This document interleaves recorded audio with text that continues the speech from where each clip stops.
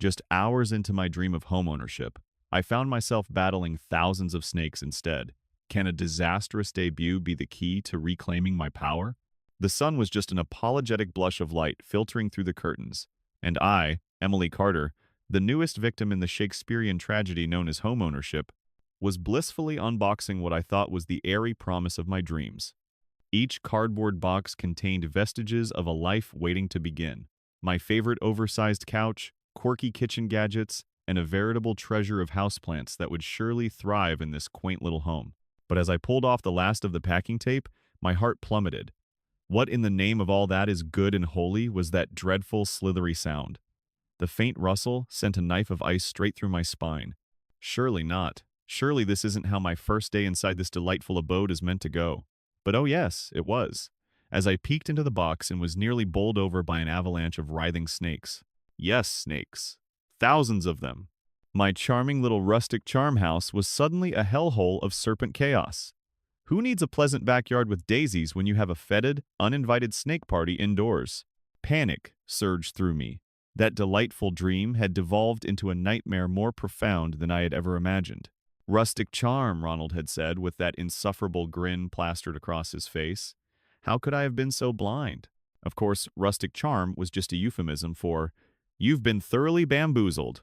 My head spun with the disorienting realization that all the subtle hints, the overly polished charm, and practically velvety words were nothing but a rug being pulled out from under me as fast as an online scam. I could hear his voice now, his insincere, slick tone curling around me as I roared into the abyss of my own incredulity. Incredible value, Emily. Just think of how quaint this place will be. Has a character all its own. Character? Sweetheart, I literally have a character of backstabbing reptiles ready to reenact a scene from a horror movie on my freshly laid carpet. Would Ronald be laughing now? Probably, gleefully counting his commission checks as he readies his next unsuspecting victim. Frantically, I scrambled to survey the extent of my error, and my fingers tremblingly clasped my phone. A quick text to Sarah was non-negotiable. "Help! House is an amphibian haven! Snakes everywhere!" Might as well get the fiendishly delightful shrieks in early and save her the horror later. Not 2 minutes had passed before my phone blared back at me with a symphony of unfathomable support. On my way. Keep the snakes entertained. I could practically hear her vibrant red hair swishing as she galloped over on her floral-draped legs, serene as a summer breeze. I couldn't wait for her to see my plight unfold. The absurdity of it all morphing from a minor disaster into a spectacle that should surely win a viral TikTok challenge. Little did I know, once Sarah arrived, we were diving headfirst into a farcical escapade that would redefine what it means to have a bad day. And there she was, my whimsical warrior in a sunflower print sundress, surveying the chaos with a mixture of horror and undeniable amusement. "Well, this certainly isn't what I meant when I said I wanted to see your new digs, Em," she chuckled almost animatedly. I wanted to slap that grin right off her face. It felt like divine retribution for my quick fix daydreams of homeownership. But no amount of indignation could wipe away the absurdity of the situation. "Sarah, focus! We must devise a heroic plan," I declared, waving my arms dramatically as if addressing a council of war. But let's be real. If this was a council, the only counselor present was my primal fear, wrestling with the slithering minions edging my way. My thoughts raced as we shot options back at each other like bullets. Could we somehow barricade ourselves in the kitchen and live off cereal indefinitely? Would a call to animal control hand me a knight in shining armor who specializes in snake wrangling? Would a crowbar promise sweet revenge against our charming seller? "Okay, time to choose. Battle or bluff," Sarah proclaimed, regaining her composure before peering into the nearest box of snakes with a bemused glance.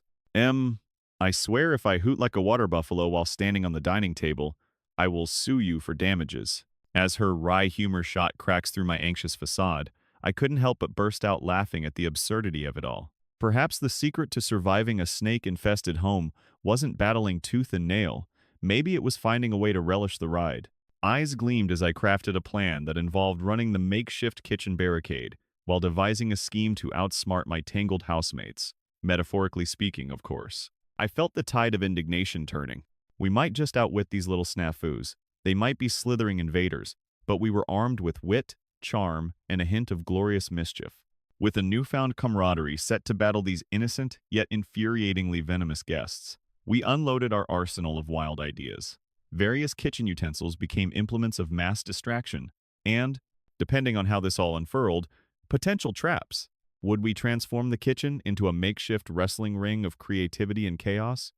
Unfurling a towel to drape above my head, I rallied my courage. "Onward, brave snake slayers," I bellowed, as we prepared for our clumsy maneuver into the unknown. The stakes had never been higher, and the absurdity was only starting. And perhaps, just perhaps, I could recover a little dignity lost in this fool's errand after all, because nothing says triumphant return home like ousting thousands of snakes from your dreams turned disastrous, right?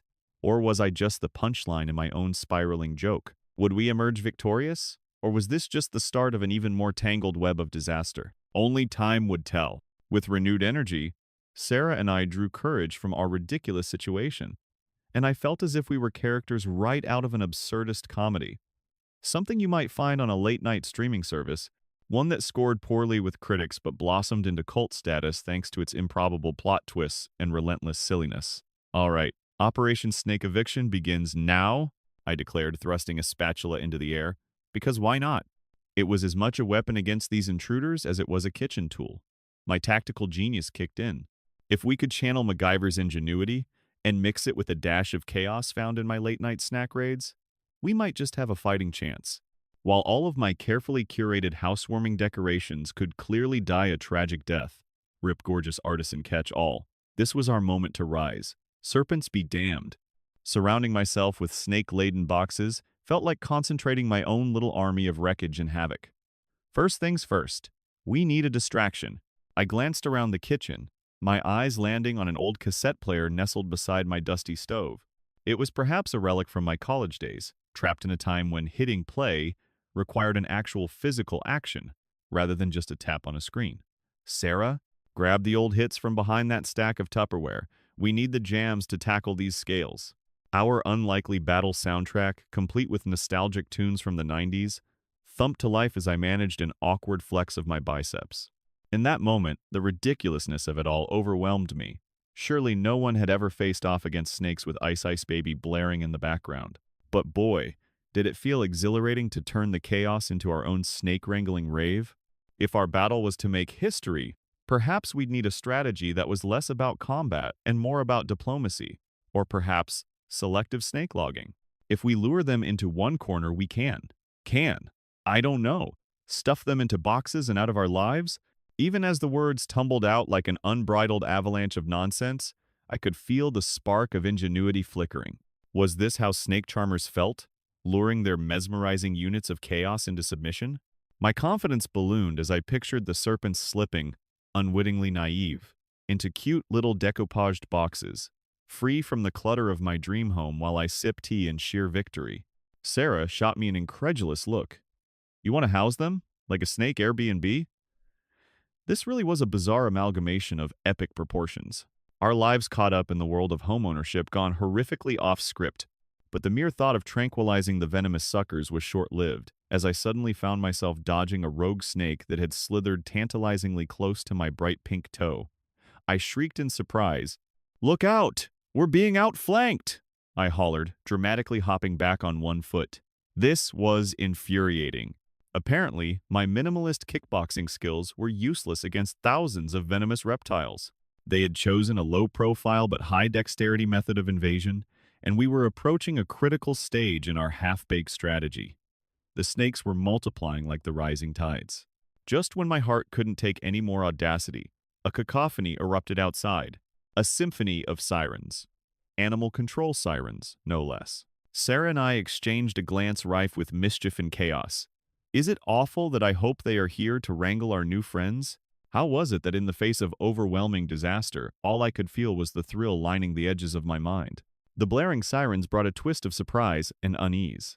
It was suddenly about to get very real. Did they really think they could come here and rescue me from my snake-saturated nightmare?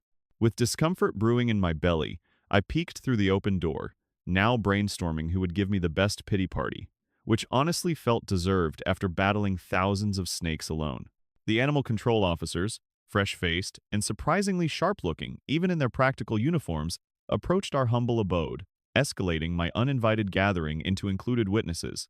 Their expressions shifted between disbelief and thinly veiled hilarity, maybe tickled by the absurdity of this peculiar scene unfolding before them. I think you might want to get inside before the snakes start a dance party, I shouted, waving them inside, when suddenly Ronald strolled up with an annoyingly charming grin plastered upon his face. Of course, he always knew how to take ownership of an entrance. Emily, just when I thought I'd heard everything, snakes? Really? He flicked his eyes toward my serpentine-studded house like a connoisseur eyeing a mismatched gallery display. A sense of limbo hung between us. Surely, he thought this debacle was ludicrous. And yet, there was the fleeting hint of capitalist joy beneath the surface. And may I say, I really love your housewarming vibe. Rustic with a touch of wild. With his smug, offensive charm, I felt a surge of determination rise up. Can't wait to hear your thoughts next time I shove a few snakes down your throat during our next meeting. I couldn't stop myself. It was a brief moment of catharsis, mixed with a touch of surreal humor. What would their expressions be when our rogue reptiles organize a mini heist dressed in adorable little hats? The drama was unfolding in a way worth documenting, and I shifted into high gear. Could this be my path to redemption, regaining control in this wonderfully absurd disaster? Navigating the ridiculousness of this unfolding drama seemed pivotal now. The layers of absurdity gave me a newfound confidence.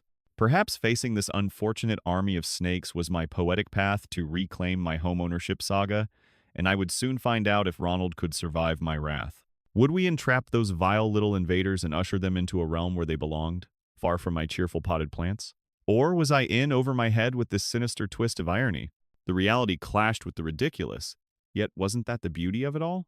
I could emerge victorious, blending the chaotic energy of plucky warrior spirit and personal vendetta as I posted my hilarious war stories to the world. Could this be the ridiculous resolution that showcased my newfound power? Only time would tell. The battle had truly just begun. With the animal control officers finally inside, my house had morphed into a reality show. Snakes in the suburbs. One particularly ambitious officer with a clipboard glanced around, squinting at the floor as if he could somehow outsmart the slithery intruders through sheer willpower. I gotta say, Emily, this is pretty bad. But you didn't get them breeding in here, did you? His tone dripped with sarcasm, and I was torn between wanting to prove my sanity and feeling horrifically vindicated that someone else recognized my plight. No, Dave, I'm not running an underground snake breeding business in my living room. I just bought a house for the peace and tranquility of life away from the city, and now the reptiles have decided to join me for a housewarming? Incredibly, the absurdity of it all was buoying my spirits. We were on the precipice of something gloriously ludicrous. Meanwhile, Ronald, that charming charlatan, was indeed enjoying the scene as if it were a theatrical production produced solely for his amusement. Emily, darling, perhaps you should add Snake Sanctuary to your listing for the house. He laughed uproariously, oblivious to how close to violence I was leaning as the evening news cameras began arriving. Of course, the irony wasn't lost on me. Just when I thought I would be the star of my own normal life, I was about to become a viral sensation for being invaded by outer-worldly reptiles. How poetic, really. Maybe I'll just charge a fee to our new snake friends for rent. The plush accessories alone will attract influencers looking for a unique pet experience. With simmering irritation mixed with amusement, I knew I had to confront him sooner rather than later. How could he swan into my melodrama and critique my misfortunes like a judge at a talent show? The high road was overshadowed by my brewing storm. All right, team, I announced, channeling my inner general, or at least an enthusiastic camp counselor.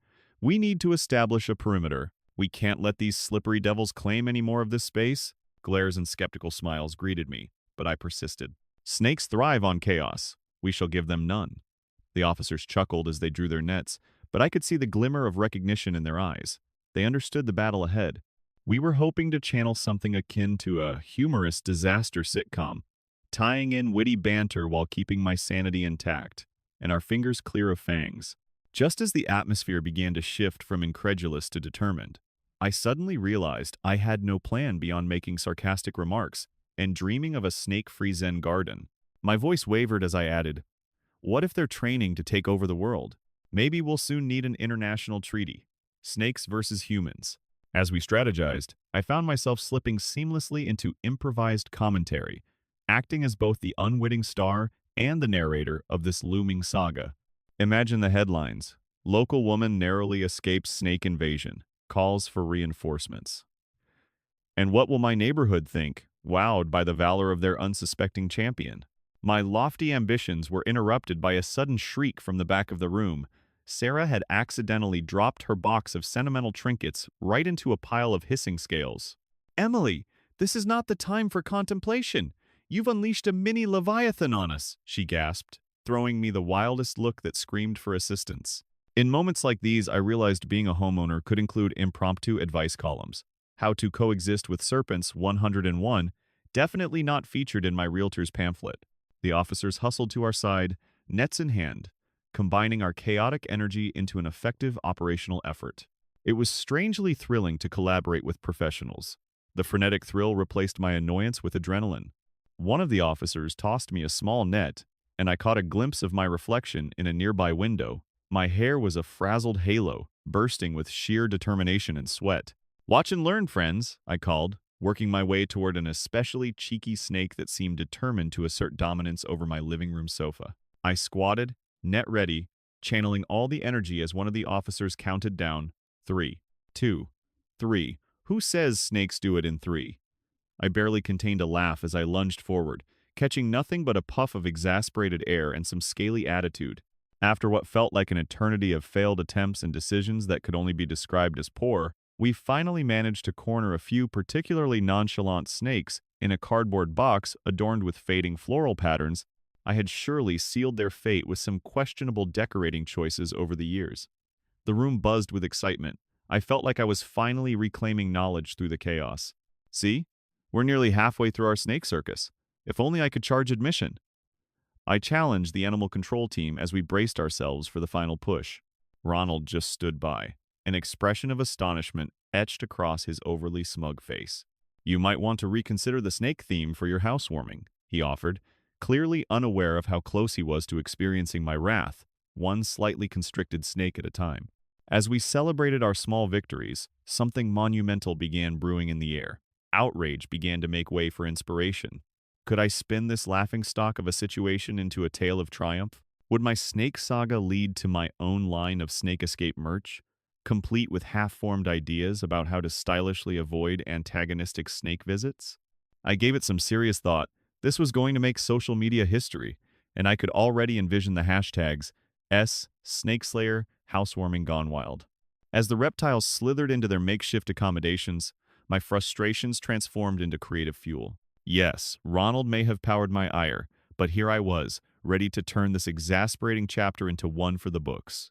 And perhaps, reflectively, it was becoming clear that chasing snakes might yield stories worth accumulating into a memoir, complete with pictures, and possibly a spotlight on animal control's snazzy outfits. The clapback of my homeownership journey was becoming a vivid tapestry of chaotic triumph. That or the new title of a horror comedy which would earn national applause. What would the next chapter bring? I was itching to find out. The chaos of the moment sent waves of adrenaline coursing through me as I regrouped with the officers. We had snagged a couple of serpents, but my house still felt like the buzzing set of a nature documentary gone wrong. My best friend Sarah was working her magic with a broom, trying to direct a particularly reluctant snake back toward its cardboard confinement. "How did we reach this level of absurdity?" I muttered, grasping one of the nets like a shield. It felt empowering to know that while I was standing in the eye of the storm, I could at least find humor in the wreckage of my life. Ronald, still lurking in the shadow, appeared to be taking notes for his next sales pitch. "This could be the new attraction for potential buyers, Emily. Dungeon of Snakes!" He jeered with such audacity, I seriously considered using a snake as a makeshift lasso on him. Instead of devouring him whole, I opted for vocal divinity. "Oh yes, Ronald. Maybe you can add that to your sales pitch. Every home comes with its very own wildlife experience. Bag your snake with every mortgage." With 5 snakes safely rounded up in our floral box of madness, the air shifted from disorientation to a determined vibe. I suddenly felt like an action hero, a snake-whispering warrior ready to reclaim my territory from these hissy squatters. "Okay, team," I rallied, brandishing my net like a sword. "Let's capitalize on our momentum. I can feel the tide turning. These reptiles are not of royal pedigree. They will face the might of Emily Carter." The officers chuckled, but the glint in their eyes told me they were ready to join my absurd crusade against the slippery foes. I felt like we were on the brink of something grand, a collective mission against chaos, where I would be crowned the Kyra of coiling monsters, or, at the very least, receive the trophy for Enraged Homeowner of the Year. Just when I thought our combined efforts would lead to sweeping victory, Sarah had a moment of comedic genius. "We don't need to catch them all, Emily. What if we just lure them out with a little loss leader? I hear a nice fragrant lemon can do wonders." The words hung in the air, and in my frantic mind, I visualized a great escape scenario, complete with lemon-scented trails to lead them back to the outside world. I struggled not to giggle. Who would have thought the odds could turn into a wacky game of snake charmer chess? "Brilliant, Sarah, you are a genius," I exclaimed, snatching a fresh lemon from the counter and placing it strategically in the middle of the room, like a beacon of freedom. "Now be free, you dreadful little ninjas. Go blend among the flora or gallivant away to the wilderness. No one wants to be in a home they didn't choose." As I rallied everyone to pause and let nature do its work, I anxiously scanned the room. Would this finally yield some tangible results? I could see extending, slithering lengths, inching toward the citrus. Was this an exodus in the making? For a brief moment, the room fell silent, as if nature itself acknowledged my incantation. Small snakes inched toward the lemon, and I felt a shiver of hope. But horror took hold when, just out of sight, Ronald casually snacked on a handful of peanuts he'd pilfered from my kitchen while I wrestled with my dramfest of terror. "Good lemons, just like the previous owner. Sour deals lead to sour relationships," he claimed with a smirk, blissfully unaware of why he hadn't been run out of town yet. Though my patience was wearing thin, I felt a slow, sarcastic clap rising from the squad of animal control officers. Maybe it was time to upend my friendly illusions of civility and raise my voice again. "In poetic justice. In case you didn't get the memo, Ronald," I shouted, "you may have sold me the house, but these lemons sure are about to take care of the snake infestation you didn't disclose. Again, why are you still here?" The officers burst into laughter, and while Ronald's expression darkened, he finally had a valid reason to regret his choices. As the first snake inched its way toward the lemon, a mad rush of glee shot through me. It seemed the reptilian rebellion had finally lost steam. Perhaps evenings of hissing and slithering would soon belong to past chapters of my homeowner saga. Amid my flourished enthusiasm, I leaned over to take stock. With a triumphant grin, I directed my gaze toward the growing snake parade. "Just surrender, my little cutthroats. You could have compromised. Coexistence could have flourished. A snake in the house isn't just another pet, it's your chance to be part of the spectacle. No one wants a snake sanctuary unless they're in on the joke." Each word felt like ice cubes in Ronald's frisky punch bowl. He was clearly deflating. His expression, yes, a lovely mix of shock and annoyance. Add in the story for community drama, and I could already envision the grand finale. My first neighborhood BBQ. Snakes on a grill? No, too dark. I was slowly weaving my way into something profound. The start of a glittering sensation of impending triumph danced on my fingertips. Are we about to actually catch all the snakes? I thought, imagining the rave story that would inevitably swirl among neighbors next week. If I could reframe this Bermuda Triangle of catastrophe into a hustling anecdote of heroism, I could finally control the narrative. Ronald, who'd positioned himself as my adversary, was a mere pawn in a grander game now turning in my favor. Perhaps I could convince them to share the highlights on a broader social platform. Victory with creativity. Suddenly, the path of ambition sparkled before me, and though chaos still filled the room, I felt the giddy anticipation of solidarity rushing through every fiber of my being. The very essence of community was alive in my snake-infested living room. Could this be the start of a new neighborhood tradition? As the last of the snakes began to vacate the premises, pulled by sheer stench of youthfully zesty lemon, there was something poetic happening. Snakes escaping, Ronald fuming, new friendships busting up like confetti on New Year's Eve, all around the realization that this madness could weave brighter threads into a larger tapestry of life. "Let's keep a tally on those super snakes, team," I exclaimed. And I had a feeling this might be one story no one would soon forget. All at once, the humidity of mayhem transitioned sweetly into a whirlpool of inspiration, and I knew this disaster had been forcing some brilliant light amidst the madness. Maybe it wasn't my hiccup of snakes after all. Maybe it was the entire universe whispering to embrace the adventure ahead. What absurdity would my new life bring next? As the last hissing relic of my snake invasion slithered its way towards the citrus beacon like a lost pilgrim seeking absolution, I felt akin to an ancient warrior laying waste to the dragon that's terrorized the village. I stood amidst the glorious carnage of chaos, our battlefield transformed from a place of dread into an arena of unlikely triumph. With each retreating serpent, a new surge of exuberance ignited in my chest. Yes, yes, watch them flee! Who's the homeowner champion now? I grinned maniacally to my team of reluctant snake wranglers. The officers exchanged incredulous glances, convinced they'd fallen down the rabbit hole of absurdity. Little did they know, we were not just catching snakes. We were writing the epic saga of Emily Carter, a narrative bursting with testosterone-fueled determination and an undercurrent of comedic brilliance. But just when I thought the battle was won, Sarah, ever the practical strategist, threw the proverbial wrench into the gears of this unfolding story. Okay, so maybe we should stash the lemon now that the snakes have scuttled out, she said with a note of caution edging her voice.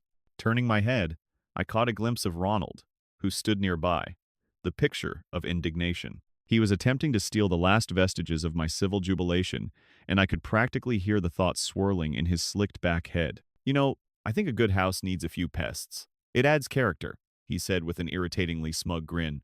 His comment sent me into a fit of incredulity. How dare this faux guru of realty stand by after the turmoil he'd orchestrated? Character? Really, Ronald? The only character I see is you playing the villain in something that would make even the most Meryl Streep-worthy drama feel like a Friday night sitcom. Little did he know that he'd underestimated my ability to leverage this calamity into a masterclass of social media storytelling. Before my next breath could tighten the knot in my throat, I whipped out my phone, fingers flying over the screen like a maestro conducting a symphony. "Gather round, everyone," I commanded, my voice rising to a fever pitch that demanded attention. "It's about time the world hears about our little snake-infested saga, real estate nightmare. Here we come." My friends, those noble warriors against this ludicrous lunacy, gathered their phones for a selfie, and in that moment, I became a force to be reckoned with. Arms outstretched as if summoning the spirits of homebuyers past, I staggered into the growing crowd that was now watching the epic showdown from a safe distance.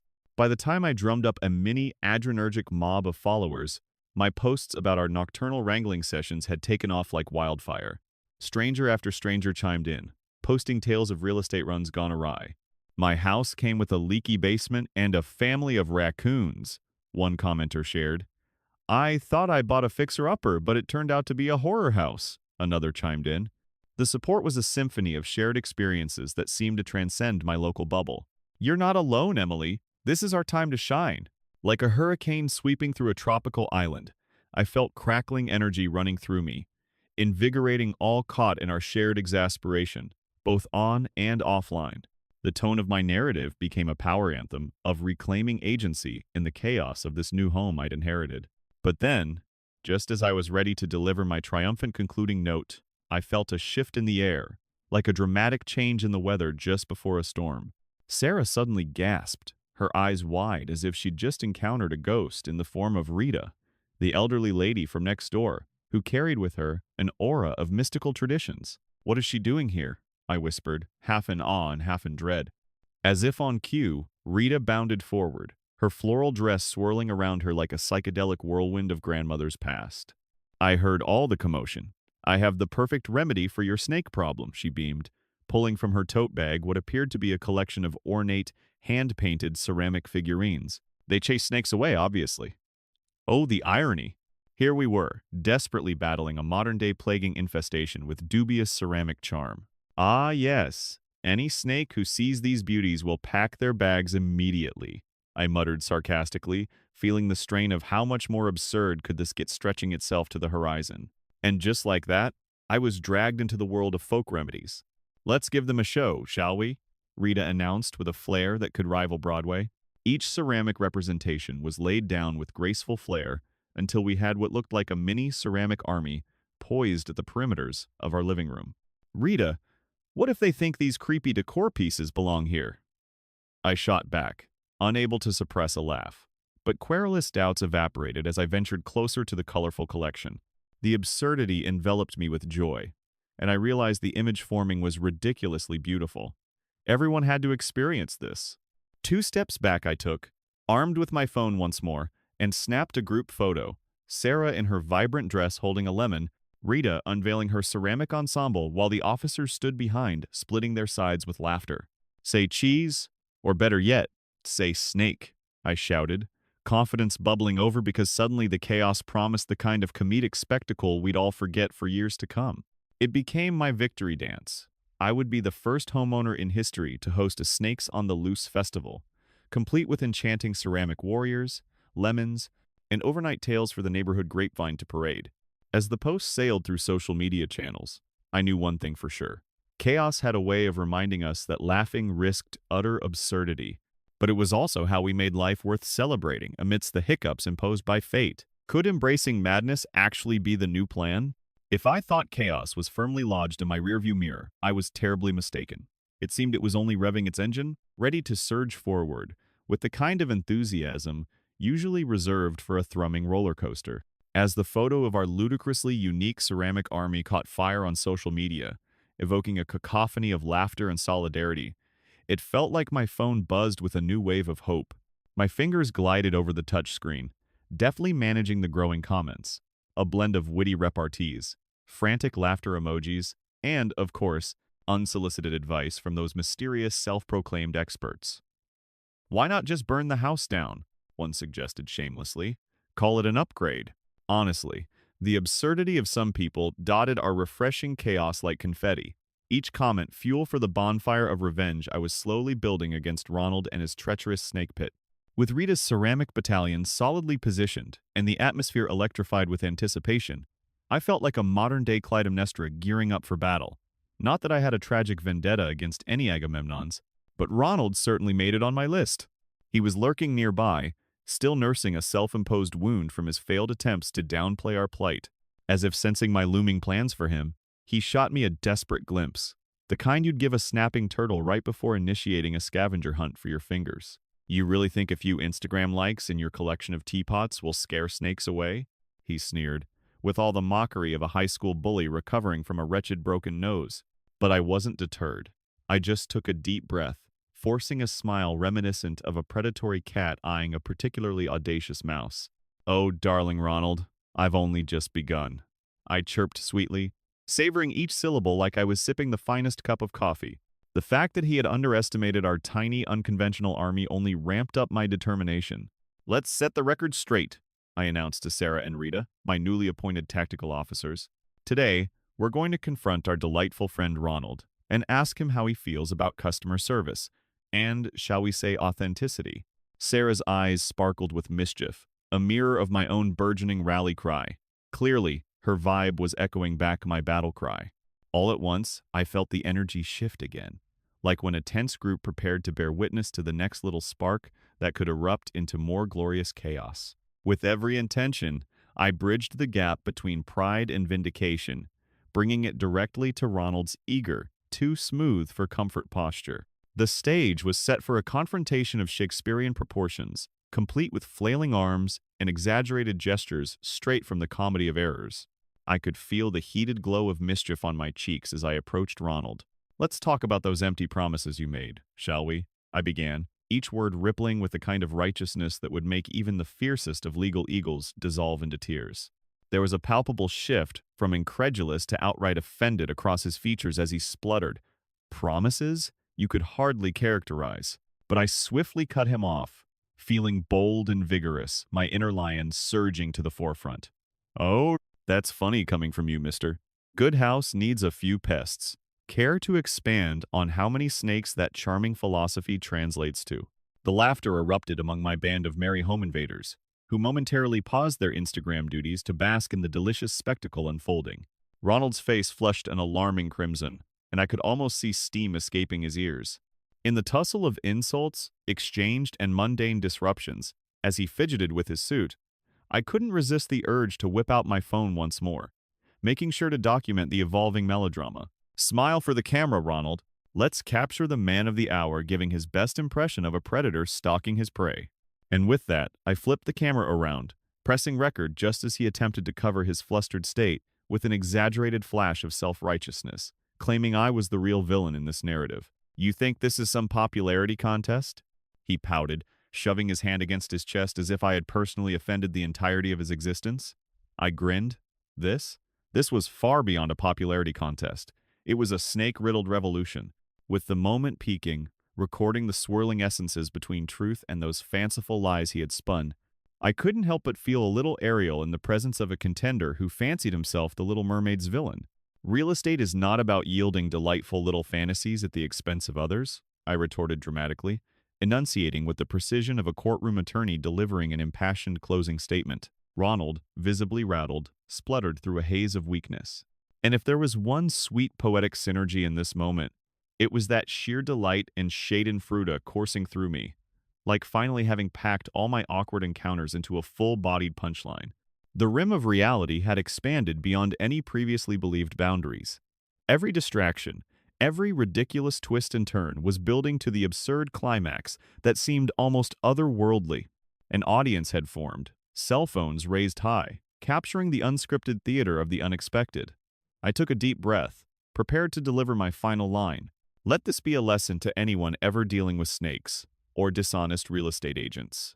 The real estate market may have its pitfalls, but in my insane universe, humor is its best defense.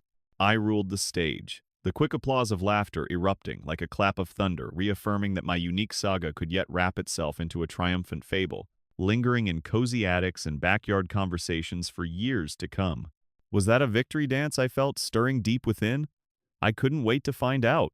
The main event was far from over, and as I stood there basking in the glorious absurdity of it all, I noticed the crowd slowly morphing into a collective force, a veritable army of good versus evil enthusiasts, eager for a saga that had the promise of spiraling off into legendary territory. Ronald, caught in a whirlwind of his own making, stumbled as he tried desperately to pivot away from my camera's unforgiving gaze, which was now rendering him forever iconic in his array of flustered expressions. "You think you can just expose the almighty real estate agent and think that'll scare me off?" he shouted, desperately overcompensating with the kind of bravado usually reserved for washed-up movie stars making their last stand. Meanwhile, online trolls and meme makers alike were poised to immortalize his gracelessness. You know, I should really hire these amateur directors for my future projects. They were already on the cusp of cinematic gold.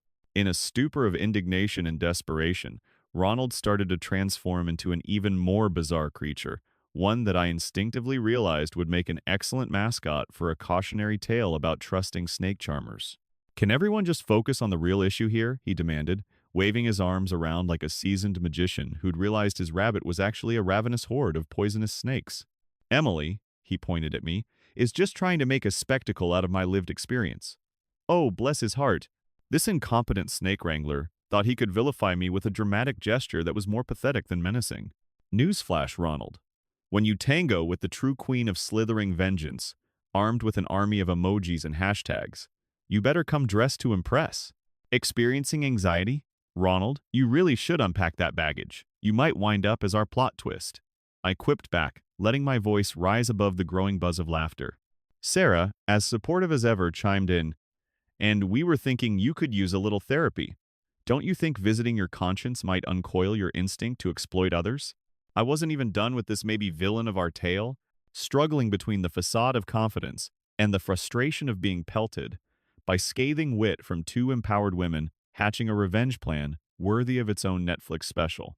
I could almost feel the movie deals starting to form as Ronald's face morphed into each variation of disbelief mixed with outrage, his attempts at diplomacy crumbling faster than a cookie in a toddler's hand. The crowd had transformed from silent spectators into a roaring jury, and suddenly I felt like I was the lead in an epic courtroom drama, where every line delivered was capable of reshaping my universe. Look, everyone, here we have the self-proclaimed king of the market, floundering like a fish out of water because he forgot the cardinal rule. Don't mess with a homeowner with a social media presence. My heart raced. The ambush had set his carefully curated image ablaze. So much for being the charming realtor who claimed he'd show us the ropes. The only rope he was proving to have twisted was the one tying us to a house crawling with snakes. Cue the social media attorney. They were going to come charging in like Avengers donning their capes, ready to dismantle deceit like it was made of cardboard. I'll tell you what, let's see how easily you clarify your dubious practices to those who've taken the hot seat under your reign, shall we?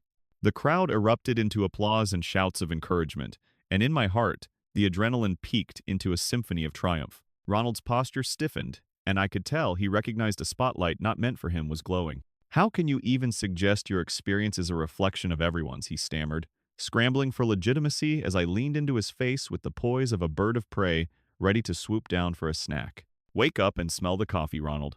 This isn't about us versus you. This is about accountability." I was struck by the ludicrous reality of my transformation. From an unsuspecting homeowner, caught in a snake pit of chaos, to a vengeful gladiator, facing down the greatest but most absurd foe of my life.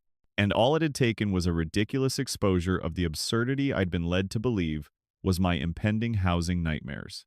Who could have guessed that fate, dressed as irony, would bitterly dissolve into a symphony of hashtags while I danced my way through social media notoriety?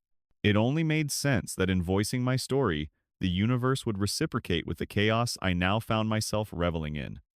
"Ladies and gentlemen," I declared, drawing the audience into my web of creativity, "what remains to be seen is how far accountability stretches when those on the other side unleash a whirlwind of excuses." The energetic crowd, emboldened by our sudden uprising, began chanting, "Throw him in the pit! Throw him in the pit!" Chaos ensued, my laughter echoing with the symphony as the absurdity culminated in this delightful quest for justice, letting Ronald become the unwitting jester in his own court. Ronald had somewhere along the line transitioned from a wily dealer to a punchline, a metaphorical snake charmer winding down in a pit he'd fashioned himself. I realized that this wasn't just a battle for me, it was a call to arms for every misled homeowner, every person burdened by doubt.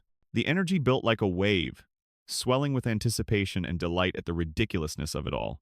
And just like that, beneath the veneer of hardship and frustration, hope surged. The snakes may have invaded my house, but they had somehow led me here, to a moment of catharsis so spectacular, I could almost see the stars aligning for our future. With each laugh, each comment spread across my post, I grew more determined and more assured that the tables were turning in our favor. Who knew that the keys to my so-called castle would unlock my resilience instead of an everlasting nightmare? "This story will be told for ages," I called out, almost giddy from the bubbling energy around me. Who knew that standing up against deception could turn such a dull afternoon into a roaring educational circus? If Ronald underestimated the power of the public, he would soon find out that sometimes the most potent snakes are the ones armed with keyboards and laughter.